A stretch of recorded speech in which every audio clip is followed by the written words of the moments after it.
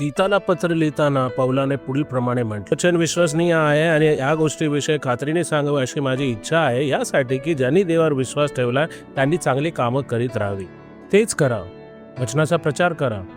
देव विश्वासू आहे, तो त्या व्यक्तीला खात्री पटवून देईल आणि मग वचन ऐकून ते चांगले काम करण्यास तत्पर राहतील. ते चांगले काम काय आहे? तेच ते कार्य जे येशूने केले आणि त्याने जे चांगले काम उदाहरण म्हणून ठेवले आहे त्याच्या व्यतिरिक्त कुठलेही वेगळे काम करू नये.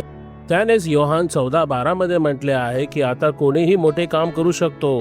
जो माझ्यावर विश्वास करतो, जे कार्य मी केले तोही करेल, त्याच्याही पेक्षा मोठे काम करेल, कारण मी पित्याकडे जात आहे आणि पिता तुम्हाला आशीर्वाद देईल येशूच्या नावात.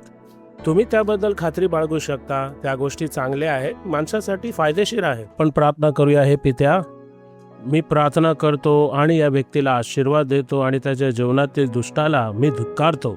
आणि आता जे माझ्यासोबत प्रार्थना करतात ते खात्री बाळगू शकतात की ते निघून जाईल. दुष्टा निघून जा, दूर जा आणि पुन्हा परत कधी येऊ नको. येशूच्या नावाने तुम्ही बोला आमेन. देव तुम्हाला आशीर्वाद देव.